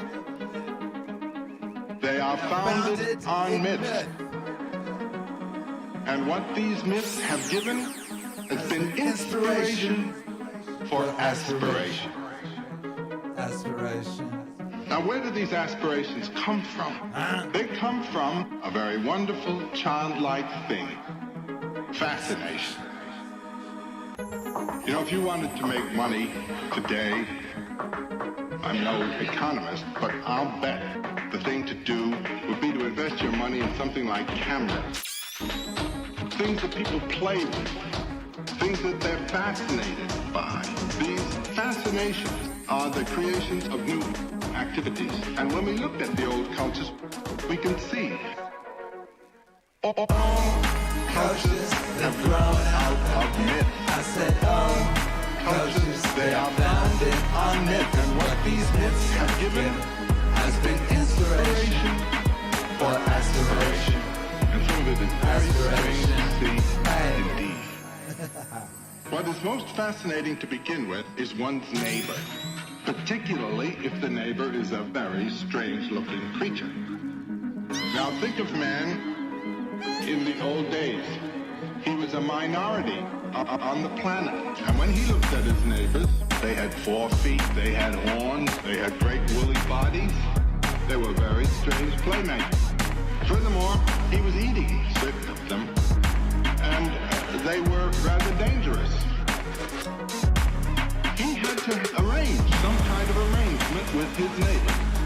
And we know that the first religious rites and the first religious address, so to say, was to animals, their neighbors. These were the images of God. All cultures have grown out of myth. I said all cultures, they are founded on myth. And what these myths have given has been inspiration for aspiration. Aspiration, yeah. The animal world was the first inspiration. And the divinities were animal divinities. And not only that, but just as kids, when they identify with something, when they are fascinated by something, they act like it, they play it. So, the original rituals, the hunting people danced buffalo dance. They were in covenant with the animal world. That through this covenant, the animals gave their bodies willingly to be eaten. Because only the body dies, the being comes back. If you return the blood of the animal to the earth, the life is in the blood. The earth is the mother of life, and the animal will be back next year.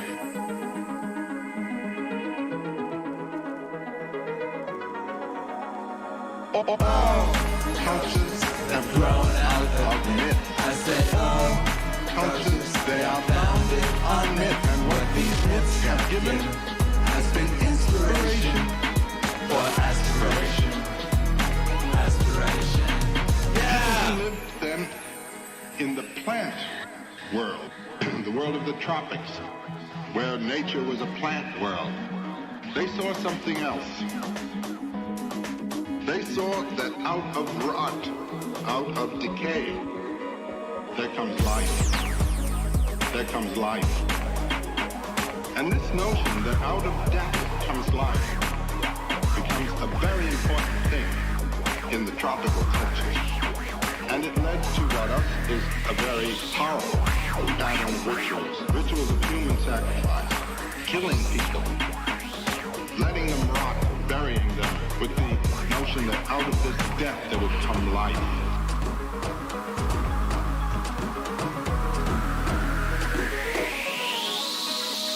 All cultures have grown out of myth. All cultures, they are founded on myth. And what these myths have given has been inspiration for aspiration.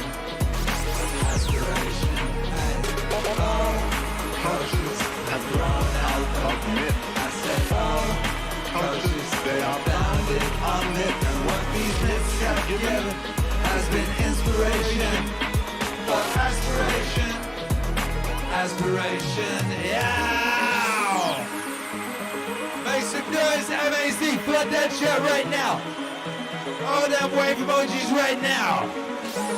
The Joseph Campbell. And the power of myth.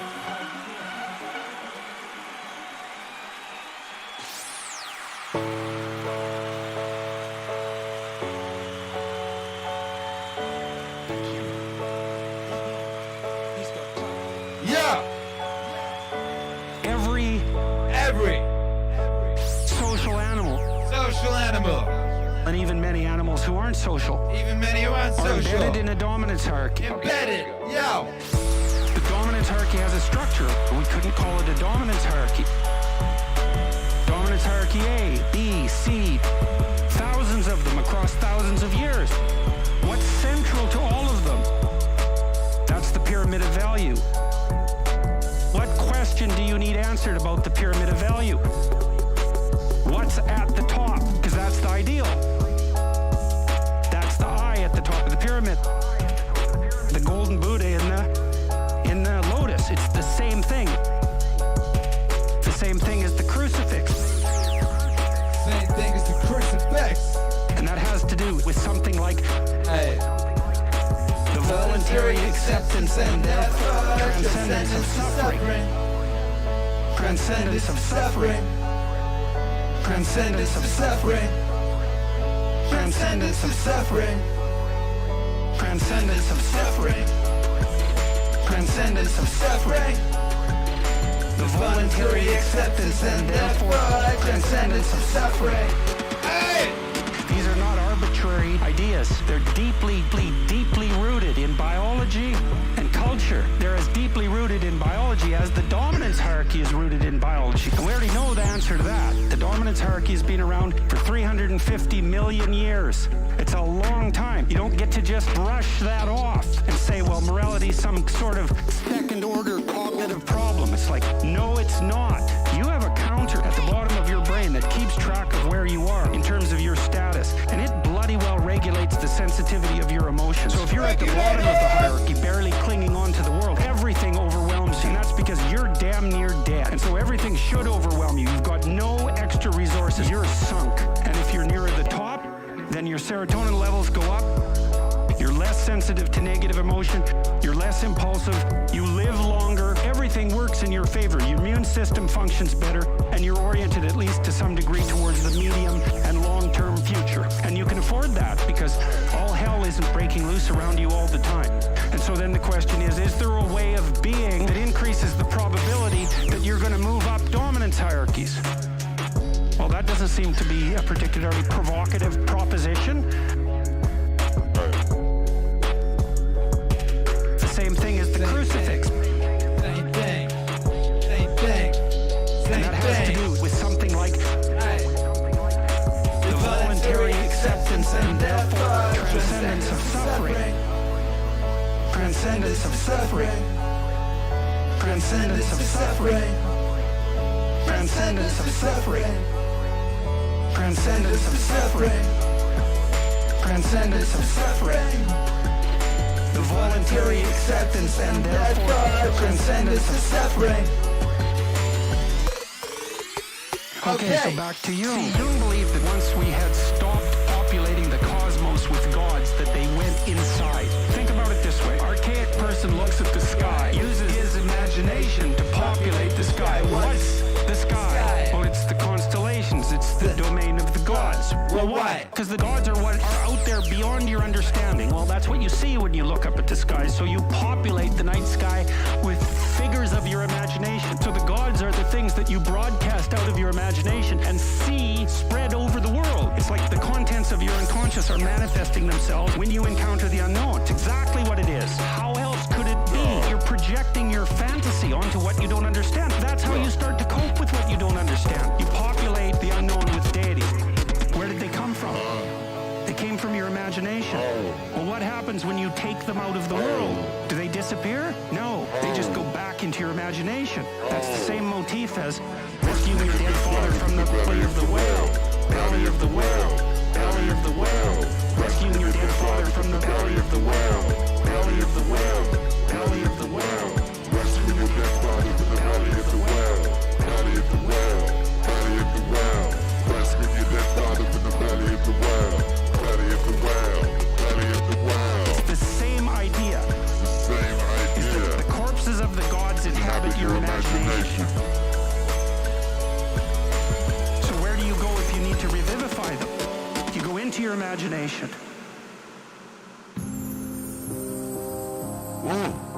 Now, of course, as I intimated earlier, the Hindu is therefore saying, everybody is God. And our theologians get rather worried about that. Because, you see, the two conceptions of God are different. Our conception is of the boss man, the king. Theirs is of the cosmic centipede, with the many arms, who does not have to think how to make the world, how to make the world, how to make the world, or rather to act the world, how to make the world, how to make the world. That would be an insufferable foolishness. You may think it rather wonderful when St. Thomas tries to explain that God is fully aware of everything that happens, and in every detail is willing each single vibration of any mosquito's wing. But when you really begin to think about it, that approaches intellectual elephantiasis. God heard the embattled nation shout, God strafe England and God save the king. God this, God that, and God the other thing. But God said, God, I've got my work cut out.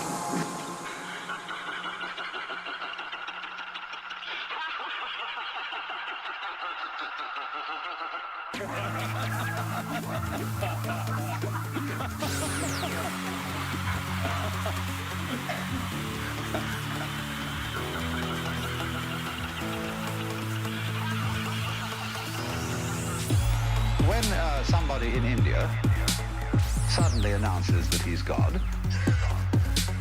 nobody accuses him of blasphemy or of being insane.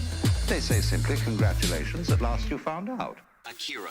They don't immediately request a miracle. If we get across someone who says, I'm God or I'm Jesus Christ, they say what they said to Jesus Christ in the first place. Command that these stones be made bread. And you know, he used to wangle out of it by saying, a wicked and deceitful generation seeketh after a sign, and there shall no sign be given. The Hindu would say, but there is no point in changing it. It's going the way I want it to anyhow.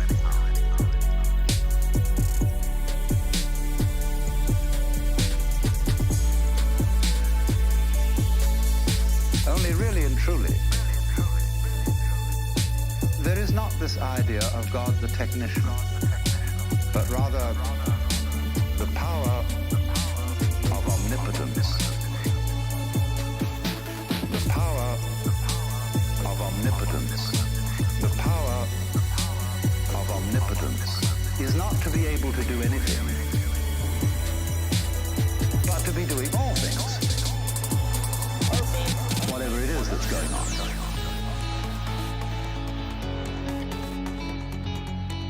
Oh.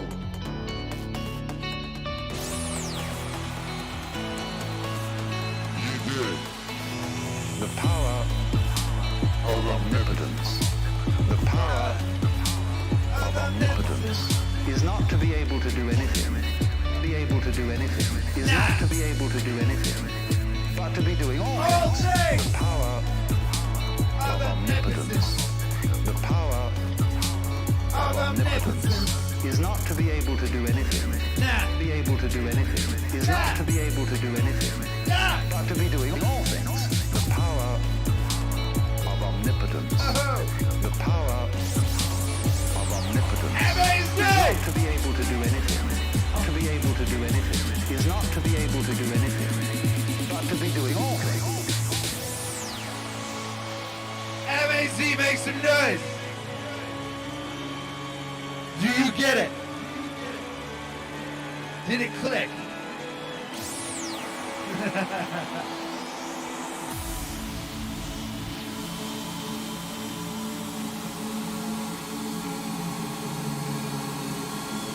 Make some noise!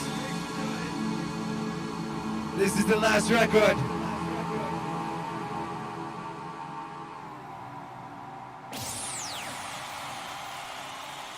And for the final record of the night, let's bring back to the stage my friend and yours, Dr. Jordan B. Peterson.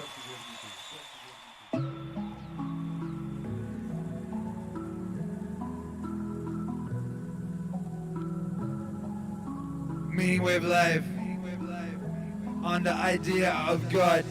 So there's a line in the New Testament where Christ says that no one comes to the Father except through him, which is a hell of a thing for anyone to say. Akira. I am the way and the truth and the life. That's another one. Here's the idea. It's as if there's a spirit at the bottom of things that is involved in the bringing to being of everything. People talk about evolution as a random process, but that's not true. The mutations are random, but the selection mechanisms are not random. What are the selection mechanisms? Human females are very sexually selective. That's why you have twice as many female ancestors as male ancestors. So the male failure rate for reproduction is twice that of the female. How is it that males differentially? Females reject. They reject on the basis of what? And the answer is, well, it's something like competence. How is competence defined? Well, men put themselves in hierarchies and they vote on each other's competence. Well, let's say you decide to follow the best leader in a battle. Well, then you don't die. Like, he might get all the women, but you don't die, so at least you're still in the game. And it might be the same if you're following the greatest hunter. And the greatest hunter wouldn't be the person who was best at bringing down the game. It would be the person who was best at bringing down the game and sharing it and organizing the next hunt and all of that. What that means to some degree is that there's a spirit of masculinity shaping the entire structure of human evolutionary history. That's what that means. It's the spirit of positive masculinity that manifests itself across epochal ages, millions of years perhaps. And it actually has shaped our consciousness. Actually. It's like the essential spirit of all the great men who defined what greatness constituted. That's a spirit. Well, that's a purely biological explanation. Well, that's God. God is the highest value in the hierarchy of values. That's God. God is how we imaginatively and collectively represent the existence and action of consciousness across time. That's God. God is that which selects among men in the eternal hierarchy of men. That's God. God is that which eternally dies and is reborn in the pursuit of higher being and truth. And there's another possibility too, which is that that's actually reflective of a deeper metaphysical reality that has to do with the nature of consciousness itself.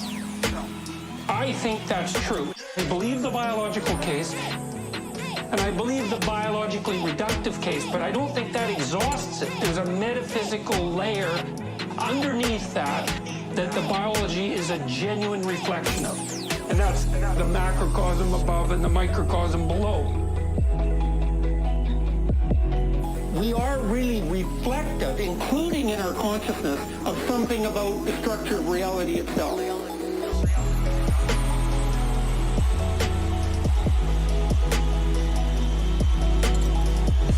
And that might involve whatever it is nature to which we make sacrifices. No. That's God. God is the voice of conscience.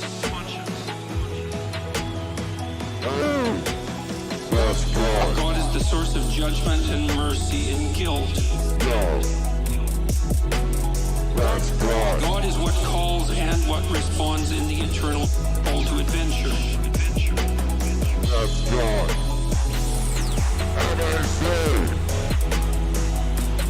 welcome to the church meeting.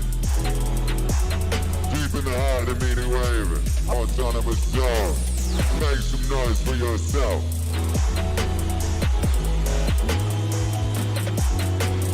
Make some noise for God. Yeah.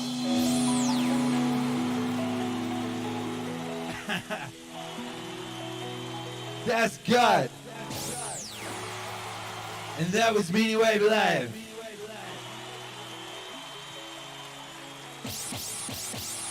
On the idea of God.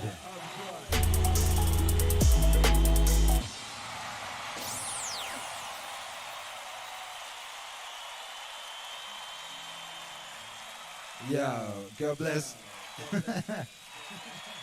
God bless all of y'all being here tonight for this special occasion. You know, it's always a special occasion when we get together. Somehow we do that. Somehow we make sure it's always a special occasion when we get together. No matter what we're doing, and tonight it was the Church of Meaning. A beautiful feeling here at the Church of Meaning. Raise your hands to the ceiling and say, Hallelujah! Hey! Make some noise for yourselves, Phil Killer. 3644 says Meaningwave Baptism. That's right. That's right, baby.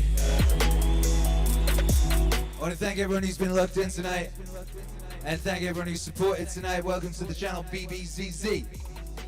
Thank you, Prince Jabriquis. Thank you, In Madness Lies Sanity. Thank you, Matthew Fauci. Thank you, Pissio Cat. And thank you, Mike Besses, for your support. Without that support, these shows do not occur. So everyone else, make some noise for those people. God bless them. Aye. Shouts out everyone who's inquiring about my neck/shoulder. That shit still hurt, but you know, we're working on it. That's just what happens, baby. One day in 2012, I followed a fox and got strung upside down off of a fence. And ever since, sometimes I wake up and my neck is bald. I don't know what happens, baby. I just be asleep and some weird shit happens. I wake up with a broken neck. But we still get after it regardless, it don't matter. We get after it. So shouts out to everyone who's been locked in. Thank you everyone who's been supporting. Remember, if you want to support the wave, you know what to do. You know what to do. You go to meaningwave.com, you can get yourself an ill shirt like this one. You can get yourself a bunch of ill shirts like this one, or like other ones. You can join the channel and you can get down with all your homies and drop all them purple wave emojis and things of that nature. You can go Patreon and become a patron. Get your name on the next album. You can go to Spotify and rack up them playlists. You can go to Bandcamp and download all these epic records. You can smash that like. You can share that link. You can tweet somebody. You can go on somebody's Instagram and write in really big capital letters, hashtag Meaningwave exists.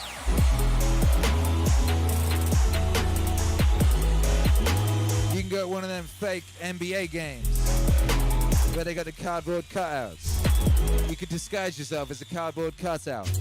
And then right at a pivotal moment, you could jump out and say, hey! Hey, tall, privileged people. With your tall privilege. Meaningwave exists! You know, you could go to one of them soccer games. You could streak at half-time, and when they try to wrestle you to the ground, you could scream at the top of your lungs, Meaningwave exists! Ask God. You can sit down at the side of your bed at night and you can say, yo, God, How can I let the world best? How can I best let the world that Meaningwave know? How can I best let the world know that Meaningwave exists? I think you'll get an answer pretty quick. So maybe that's what you should do tonight, baby. If you want to support the wave, you should sit down on the side of your bed and ask God how best you can let the world know that Meaningwave exists. Yeah, you can. Yes, God. And of course you can join me. I'm here every time the clock hits 7 in the morning. I'm here on Twitch. In the evening on YouTube. You can be here too. You know them vibes got to be regulated, and if we don't do it, who's going to do it? And of course you can always join me for a By 5. And afterwards you can come on down to Meaningwave Radio 24/7. We're about to switch up the vibes over there so you can come join me.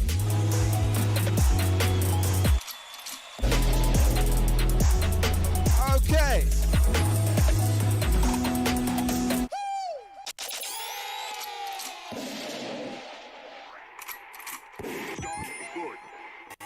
Three, 2, 1. By 5, baby, by 5, by 5. You want to keep the party going, head over to Meaningwave Radio 24/7. It's the other stream on the channel. We got 2. Hey, why not? We got the technology and we got the vibes. Why not make it happen? Thank you for being here, brothers and sisters. Get after it. You got to get after it.